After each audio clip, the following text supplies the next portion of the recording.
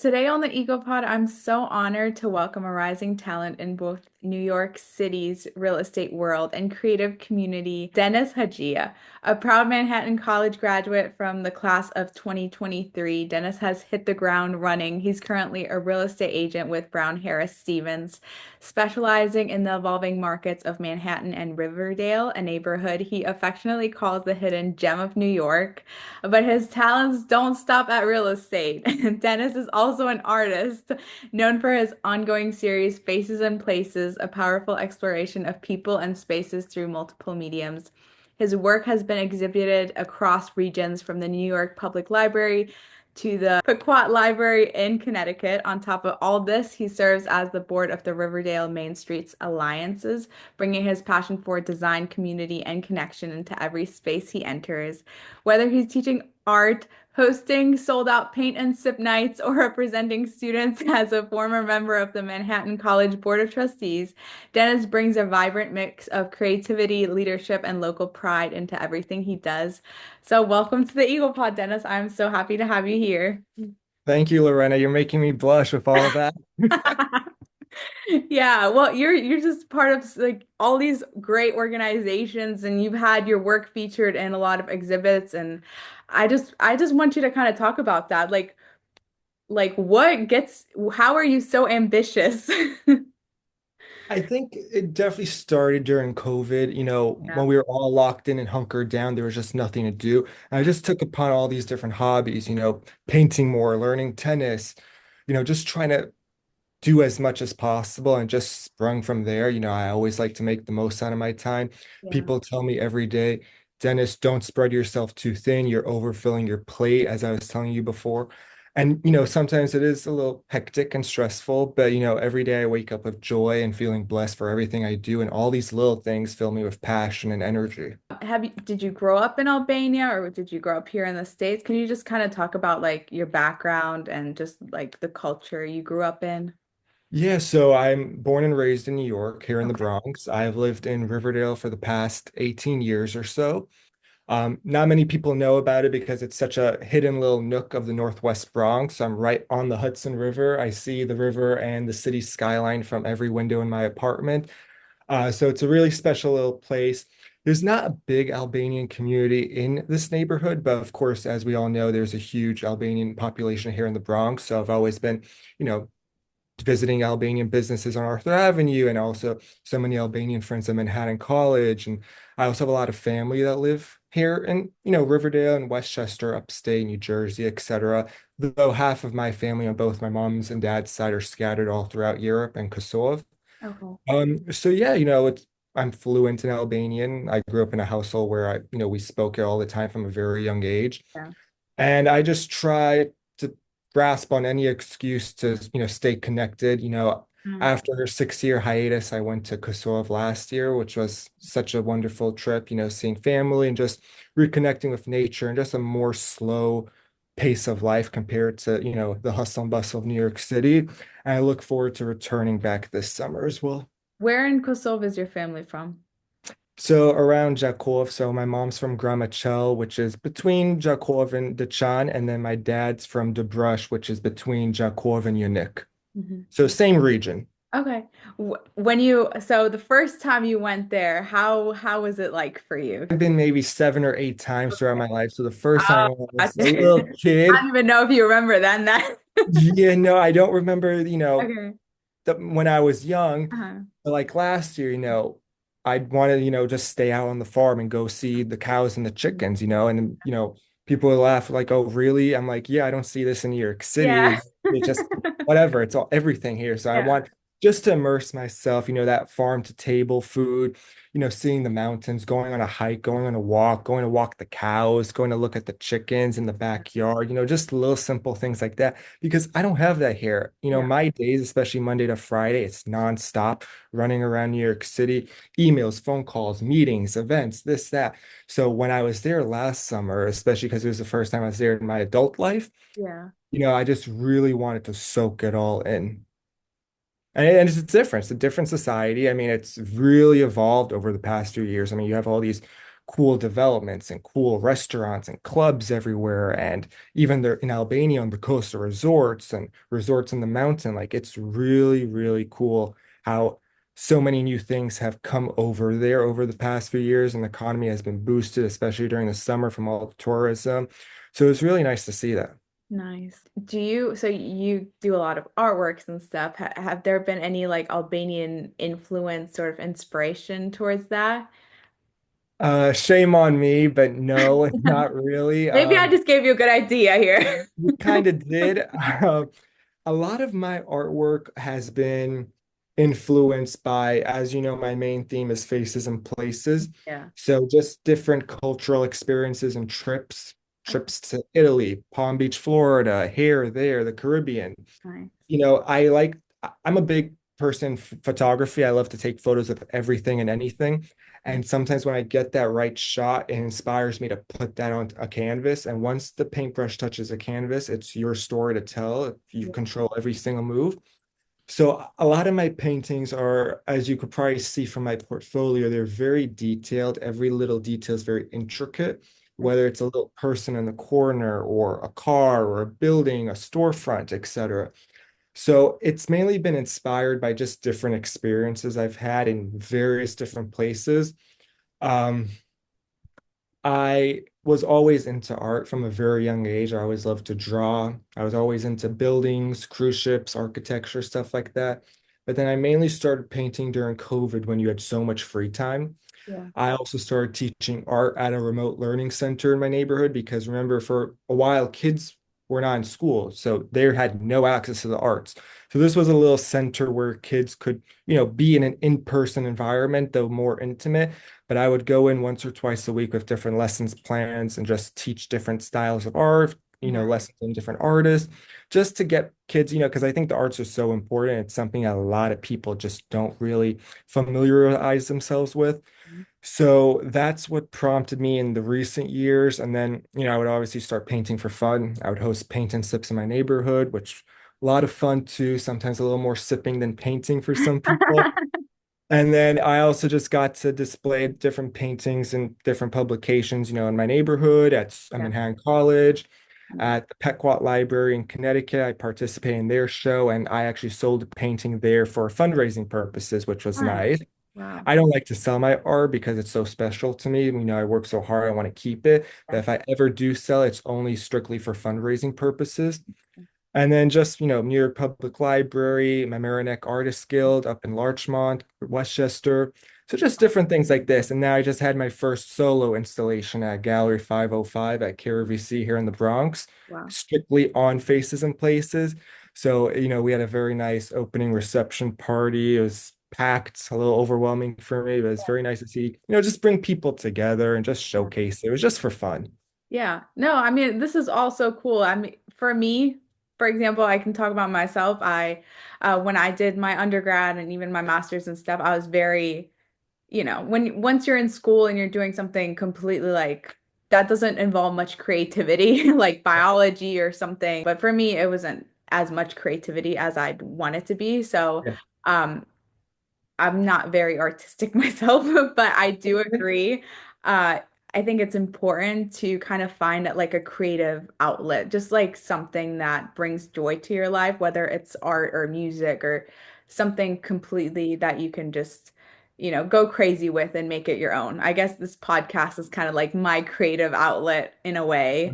100%. But I think it's good to balance those two because once you get into that regimen of like emails, meetings, networking events. I don't even know. It's just like you don't want to lose that creativity. And I feel like each and every one of us has that in us. We just have to find a way to let it out. If you, 100%. And yeah. can I just say kudos to you for doing this because I've been, seeing different podcast episodes all Yeah. throughout Instagram and LinkedIn for many months. I'm like, oh, I know that guy. Oh, I know him. Oh, I know Yeah, her. nice. And You it's guys just, all know each other. yeah, I think it's really good that you do this. Yeah. Yeah. No, All thank it's all contributions to the community. Yeah, I appreciate that. Yeah, and I kind of I want to bring all of us together here and make connections. And you all may know each other, but I'm sure there's some Albanian out there that's like, "Oh wow, like I didn't know we had such a like a great positive welcoming community out here. So Exactly. that's kind of yeah, that's kind of like the main reason of why I started this in the first place. But can you share like a story of where your artistic vision directly impacted maybe a real estate or like community project or something along those lines? I try to divvy up all of them, keep them separate. So I wouldn't really say that I have a story to share Okay. in which one relates directly to the other because all three of those subjects in my life are so convoluted in their own respect. Okay. So I mean, I'd probably have to think about a story, but I'd probably keep you Okay. here until the end of the Oh, day. you're So fine. How about this? Do you have a favorite piece of artwork? I do. It's based out of the Lyford K Club in the Bahamas. Okay. It was actually the cover of the flyer for my recent exhibition, and it's kind of looks like a circus tent in the middle. And you have two long tables full of people just sitting and dining, and then little details like a golf cart, and then little chairs, tables, different palm trees and Yeah. floral arrangements. Nice. And then my favorite part is the sky. Usually in paintings, you have a beautiful blue sky and sunshine. But for this, I decided to do a little bit of a summer, stormy kind of sky where it's like a mix of gray hues and tones that, resemble a storm coming in a summer evening. And that's my favorite painting. I wish I had it behind me so I could show you, but it's at the exhibition right now.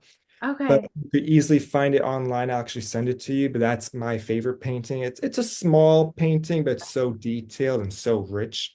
Yeah. So that's definitely my favorite. Okay. Cool. Switching more over like on the real estate side, what inspired you to get into real estate right after graduating? Well, actually, for me, I got into it way before graduation, Okay. which is, good thing and a bad thing. But I was always into real estate because of where I grew up. So Yeah. many of my neighbors and cousins work in real estate brokers, property management, architects, engineers, developers. So I was always exposed to careers under that umbrella. Yeah. And then also living both in just my neighborhood and just New York City in general, you're always exposed to beautiful historic homes and villas and all these modern skyscrapers and cool pre-war buildings, etc. So I always had a passion for that. If not that, then architecture, which maybe I would have done if I was better at math. Yeah. But I got into real estate. Joined the board of the real estate club at Manhattan College, which was a new club. It actually just started before COVID hit. So when there's an election for the board, after we were starting to go in person, I'm like, let me do this. Let me explore this. So I joined the board with two other friends, and I had the job of basically taking a club that was just started but was still at ground zero because of COVID and trying to drive it up, Yeah. make it as cool and interesting and appealing to other students on campus as Not possible. easy. Not easy, Yeah. especially during those times. And I worked my ass off on making it a really, really cool club. I had different panels, different tours, different events. I organized student tours of One Vanderbilt in Midtown, One Penn Plaza, 425 Park, which is the new beautiful skyscraper that Citadel's headquarters are in. I hosted panels with different executives, CEOs, top brokers, developers. And one of the panels I hosted was a woman in real estate panel in April of 2022. I think it's very important to highlight women in any industry, especially real estate, which is known to be a male-dominated industry. So one of the speakers I had was the CEO of Brown Harris Stevens, Bess Friedman, who is someone I really idolize. And, we kept in touch after that panel. I moderated it. And, it was summer of 2022. I was going to Italy to study abroad, but I'm like, I want an internship when I come back because I'll be back for most of the summer. I'm like, should I just go ahead and reach out to the CEO? It's not really a move, it's a bit unorthodox. Yeah. Mhm. And I did. And within 4 days, I was hooked Yeah. on into the firm. I started, in July, and I had a fun internship. I got to meet so many cool people, see so many cool properties, penthouses all throughout Manhattan. Even though it was quiet because summer's quiet in New York City, everyone's away, Yeah. I still made the most of it.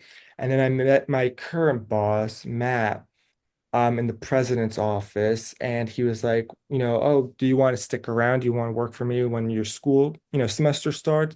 I was having such a great time. I'm like, only a fool would say no to leave. Yeah. So I stuck with him ever since. Mhm. Um, and I've just, I got my license. I've been working as an associate.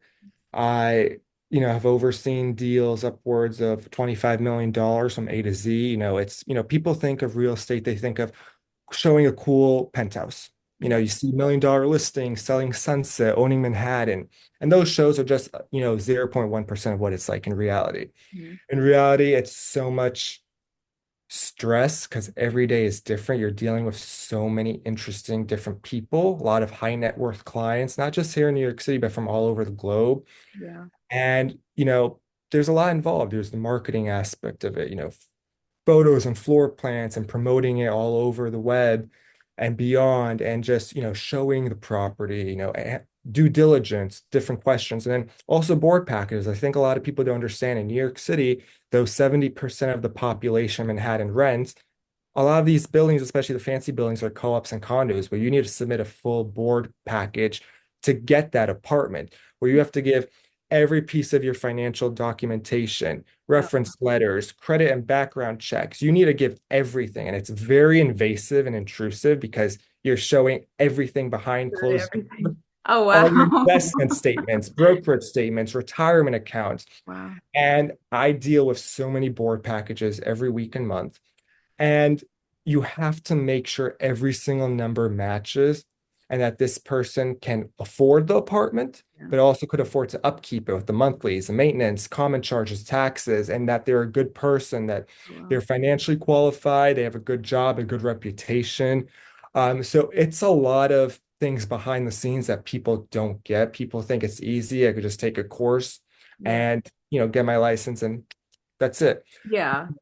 There's a difference between being a regular agent and being a top of the top agent. And everyone wants to be a top of the top agent, but you have to work your ass off for so many years and really grind and really connect Mhm. and really, strive to go above and beyond for your clients because a lot of things that happen are referrals, word of mouth.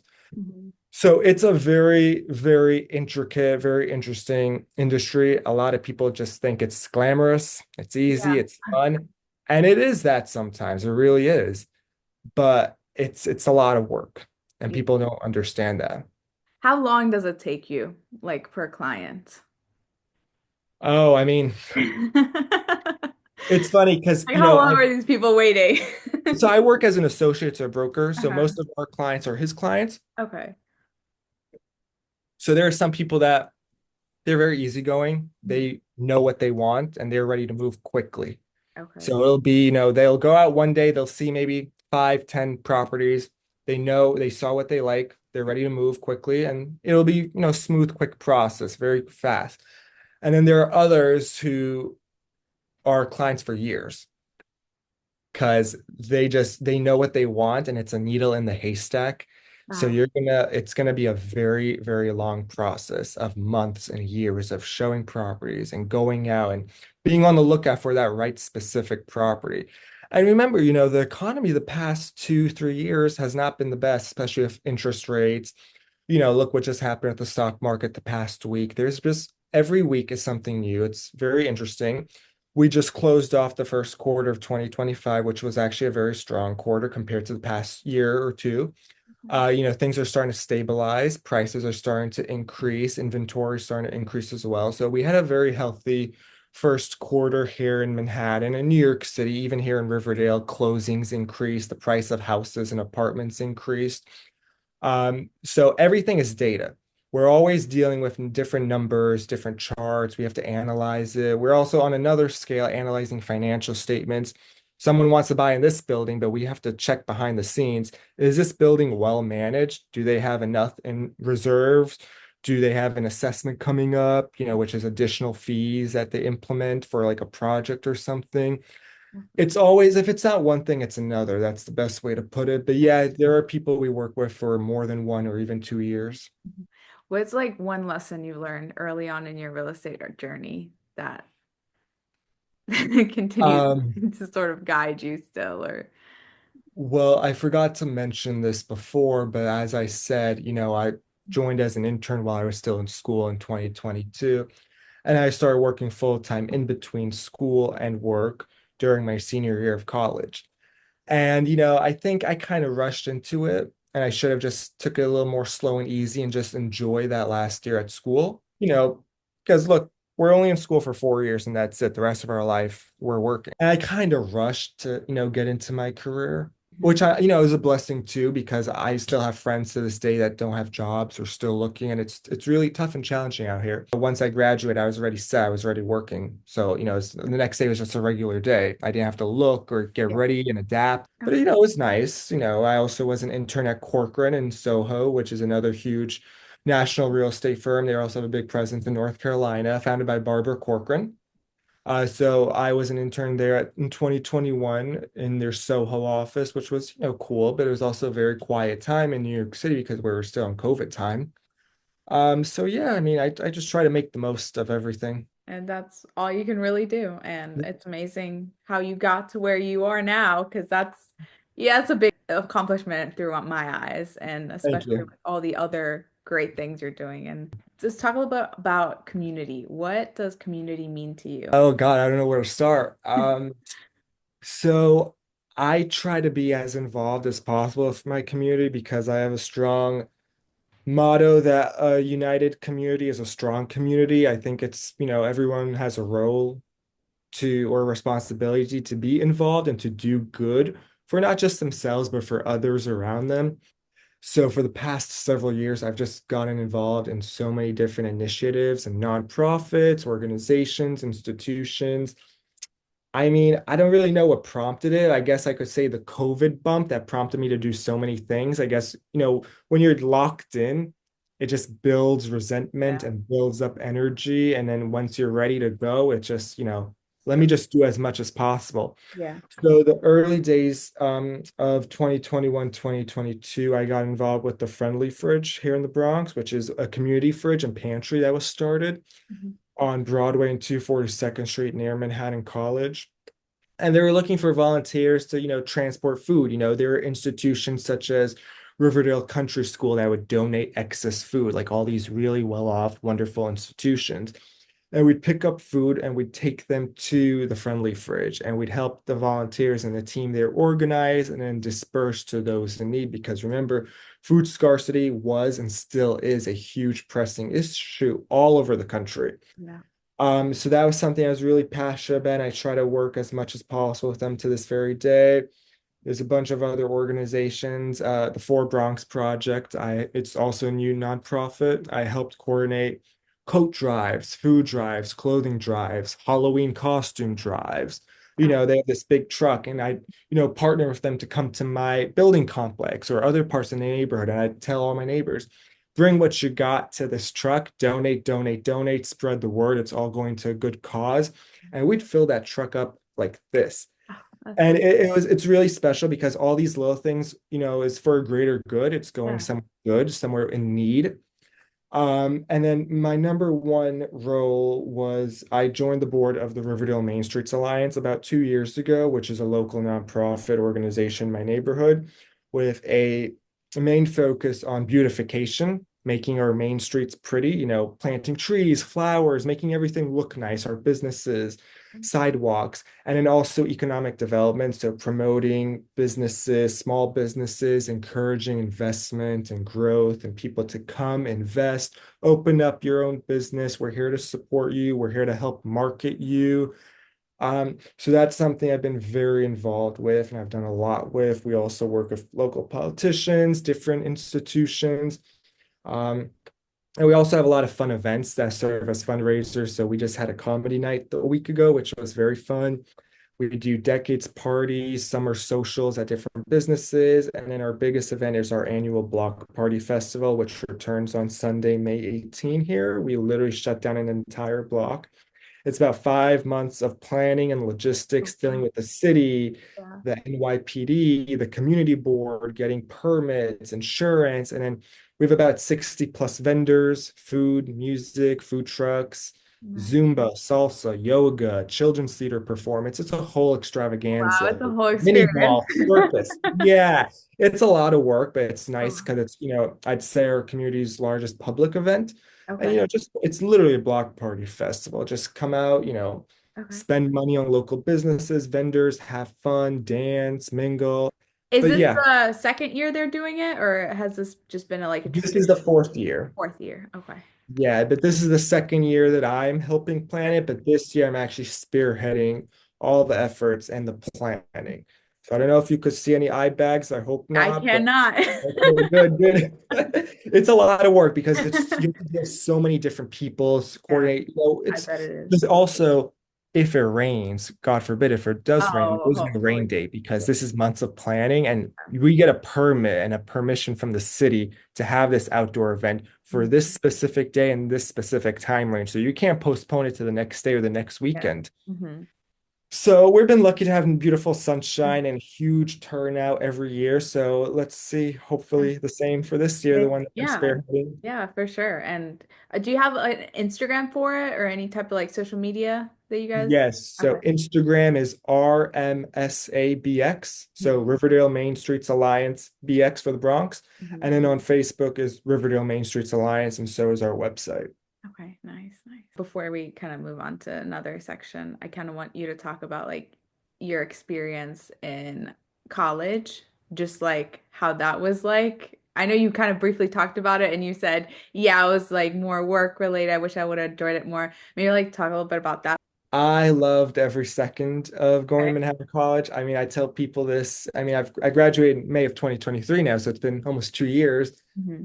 I'd do anything to go back Really? and just to live those 4 years again because I just had such a great time. I'd go to, I was a commuter because I lived so close by. So I had the best of both worlds. And, I just step on, foot onto campus, see a friend, a professor I know, different clubs. I got so involved. Every day was so fun. And, I felt like a light bulb inside of me was lit up during those 4 years because every day it was just brainstorming, Yeah. different projects with friends and classmates. Everyone was so cool because there were so many different walks of life from all over the country, even all over the world. There were a lot of international students, which I loved. And, besides the real estate club, I also got involved with the marketing club. I was on the board there. I got involved with the Albanian Student Association, as you probably know. Shout out to Eleni Yes. Mazia. We love Eleni. And just I made so many great Albanian friends from that club. What else? Economics and Finance Society, Last Stop Club. I was on the O'Malley School of Business Dean's Advisory Board. I represented the student body on the Board of Trustees. So I try to be involved in a lot of clubs because that's also when I would speak to students both now and then, especially when, there would be open house tours of high schoolers coming, the Yeah. number one thing I would always say is the ball is always in your court. You could use alumni, cousins, neighbors, connections to help you, but at the end of the day, you have to market yourself in a unique way that makes you stand out to succeed, especially in a place like New York City, as crowded and competitive as it is. Because remember, I would tell students this, you're competing with the person sitting to your left, to your right, in front of you, behind you, and all around you. And everyone is unique in their own way. So you really have to do as much as possible, Yeah. get involved. Don't go home after class. Don't go to your dorm. Go to this event, go to that club event, that the library, to this, to that, and just network, get involved, do as much as possible. If you can't strive for the moon, strive for the stars. Yeah. Okay. So I definitely made the 4 years there worth it. Yeah. And I miss it every day. I made so many amazing Oh, friends, a lot of them that I still keep in touch with. I've one of my close groups of friends, one of them is having a birthday party tonight, so I can't wait to see them. nice. So, I missed it a lot and it was a great intimate campus. I wanted that traditional campus feel, but Mhm. also close to New York's Manhattan, everything that Manhattan has to offer, but that's still a little vibrant community and also traditional campus atmosphere. Yeah. So I think Manhattan College offered the best of both worlds. Nice. Yeah, and I was also going to ask one of my questions be what advice would you give to current students who want to stay connected to their college after graduation? Just kind of, but you kind of already briefly mentioned it. Just, stay Yeah, connected yeah, there's at work. exactly. There's always alumni events going on, and then there's mentorship opportunities. There's always they colleges always benefit the most from their alumni, whether that's resources, time, money, anything. Yeah. So there's always going to be a way to get involved and to stay connected. I mean, I get alumni emails from Manhattan College every week of different events and golf outings and dinners in Florida and New Jersey and Westchester and Connecticut, in Montauk. I mean, there's always something going on. Nice.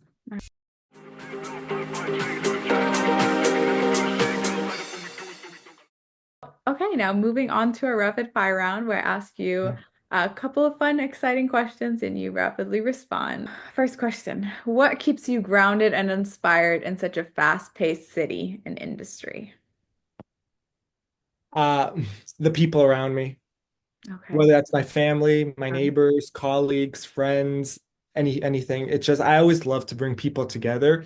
uh-huh. I'm always hosting events, whether it was at school, personal events, professional or community events.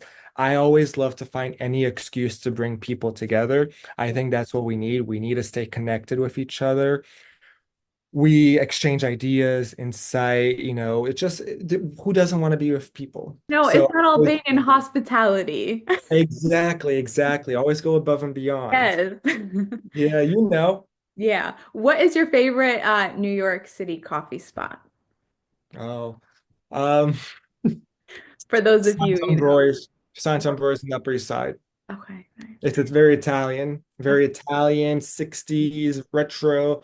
They have several locations around the country too, but that's always been my favorite. Okay. What is the wildest or most unexpected thing you've seen during a property showing? And I have a lot of interesting stories. I mean, I've had sellers come in while I'm still showing, Hmm. running out of children. I've had a pregnant woman faint once, and I had to call an ambulance. I had a dog run around the apartment, going crazy. I've, I've, there's been a lot of stories. We've had people die. We've had Oh my God. flood. We've had fires, Oh wow. there's a Oh, lot of those are, stories. yeah, those are a little There's wild. a lot Wow. that goes on. Oh Yeah. wow. Wow. Um, okay, so we talked about the paint and sip time for a little bit. What is your go-to vibe on that playlist? Like Albanian music? Yeah, like do you play music when you guys like sip and paint or no? Well, I haven't done one in a while. Oh, okay. Sometimes it'll be background music, Hmm. but my top music genres are always going to be Albanian music, Um, Arabic music, okay. French music, and Italian music. Okay. People tell me, "Oh, what music do you want to play?" I'm like, I don't know if you're gonna like what music I listen to. Well, I actually love all those. What's your favorite French and Albanian song? Parolas by Dalida. Hmm. Albanian, I don't have a favorite because they're all my favorite, Yeah. but what I've been listening to a lot Uh-huh. lately that's been popular is Pishman, Audrey, and Illyriana. Okay, I see that. Oh, okay. I think they might have been on that show Big Brother or something. Yeah. Yeah, Important question. Do you yeah. watch Big Brother? No, my mom does religiously though, so I'll walk in the living room anytime and it's like I Uh-huh. hear all these people arguing. I'm like, what the hell are you watching?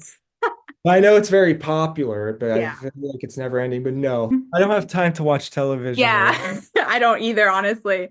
I know my grandparents do and like some of my relatives. My mom does at times, but I'm just it's like, interesting though. if you could teleport to any city in the world for 24 hours, where are you going and what are you doing? Marrakesh in Morocco, Okay. without a doubt, Marrakesh in Morocco. I always love Arabic culture, and I think the creative environment, the architecture in that city specifically, well, anywhere in the Middle East, I'd love. It really, really resonates with me. I think it's just so laid back, but so unique, so idyllic, so picturesque. Hmm. I know I'd paint some pretty good paintings on the trip there. We need a whole art exhibit on that. Yeah, yeah, yeah, If your life had a slogan right now, what would it be? yeah.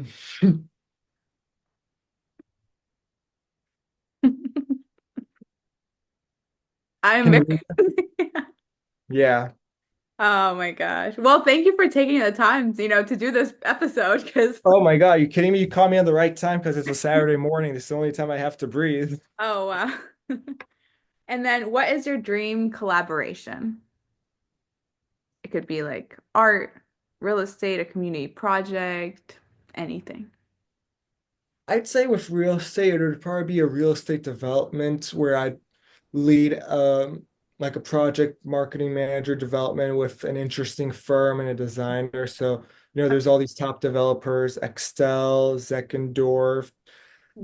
JDL, Naftali, and then I don't know if you've noticed, but starting in New York City, but especially places in Miami, there's a lot of these cool residences and developments Yeah. that are branded by a cool luxury brand, whether that's Yes. fashion or cars. There's Baccarat, the Porsche Tower, Dolce Gabbana, Fendi. There's all these cool towers. So I think a dream collaboration would be real estate and a luxury brand, Hmm. a new tower in Manhattan that's branded and a collaboration between the two. One new building that was just built recently here in Manhattan is Armani Madison, which is I've been invited to a lot of events here. It's a beautiful, beautiful building. The first three floors of the building are the Armani store, Armani Casa, which is home furniture and furnishings, and then their restaurant. And then the rest of the floors, I forget how tall it is, but it's not crazy tall, is full floor residences, all Armani branded. And they all sold out while the building was being constructed because Oh, that's how wow. cool and exclusive it was. Who is just like one figure or mentor who has just made such a big impact on your journey so far? Gee, I mean, I don't want to single one person out because I'm very blessed to Yeah. have so many people, whether that's, my boss, my CEO, my president, my neighbors, professors and deans at Manhattan College. It's just so many people throughout the way that have paved the path and that have helped me, that have inspired me, that have mentored me, that have advised me. So I can't think of one name to choose because they're all so wonderful in their right own way. Yeah. There's a lot of names, and then also in our community itself, one person that's resonated with me a lot because she kind of reminds me a lot of myself and what I like to do is Amina Tanmulai, of course. Oh, yeah. I had the pleasure of meeting her last fall at an event in Manhattan and hearing her speak, and I think she's a really, really special person. Yeah. And she's nonstop. Everything she does is never ending. Every day it's something new, and so it kind of reminds me of myself. Yeah. If I had to choose one name, Mhm. I would say her. There's something very special about her, and then also her husband's in real estate development. So I see a lot in common with them, Yeah. that powerhouse couple. Yeah, I bet. Yeah. But I am so, I'm so thankful and happy that we got the chance to speak. And so thank you Thank so you. much for being on this podcast. You are doing just amazing work and you're super inspirational for other people, college students, high school kids who are probably watching this and just seeing you achieve such great success is just super inspirational. It just drives that ambition. So thank you for Thank you. And I'm that. always happy to help people. I pride myself on helping others and Yeah. lifting others. So I always tell people text, call, email me, message me Yeah. anytime, send me a letter in the mail, a telegraph, pigeon carrier. I'm always making myself available to help people, Yeah. to be a mentor, to help people find jobs, internships, Yeah. make connections. Yeah. I think we have to, it's a role, it's our role in this world to help lift others. For sure. All right. Well, thank you so much. It was a Thank you so pleasure. much, Yeah. Lorena. It's so nice speaking with you.